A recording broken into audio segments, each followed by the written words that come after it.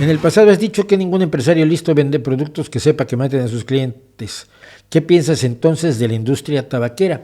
La industria tabaquera, en los últimos, cuando ya estaba probado que el tabaco producía cáncer, se justificó, y además de esto que dije, ningún empresario, no es cierto, hay muchos empresarios que venden, hay empresarios que les gusta matar gente y les venden cosas que los matan. Digo que no es generalizable porque la gente paranoicamente dice que todos los empresarios quieren matar a sus clientes, quieren hacerles daño y demás. En el caso de la industria tabacalera, el punto es que dijo pues que de todos los que fuman, solo un pequeño porcentaje padece cáncer. Y hay muchísimas personas que fuman y no padecen cáncer y no les pasa nada. Entonces, pues, yo estoy haciendo mi producto para ellos, que la medicina determine a quién le va a dar cáncer o no, y que les diga que a esos no fumen. Evidentemente es un subterfugio, y es un subterfugio que tiene explicación, no justificación, me parece injustificable.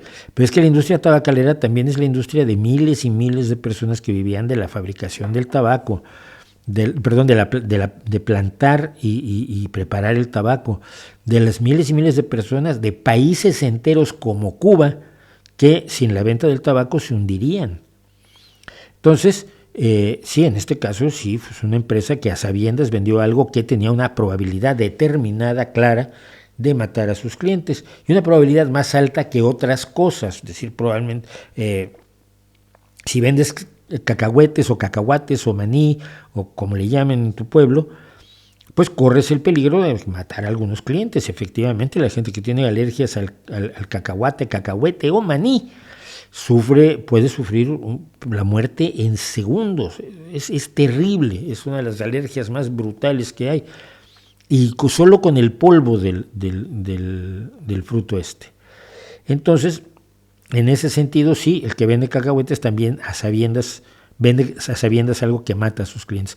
Pero yo me refiero a cuestiones generalizadas como las que te dicen que todas las empresas quieren matar a sus clientes, que nadie actúa de buena fe, que todo el mundo actúa de mala fe, que no hay políticos que trabajen por el bien de la gente, porque nadie cree en el bien de la gente más que el que te lo está contando.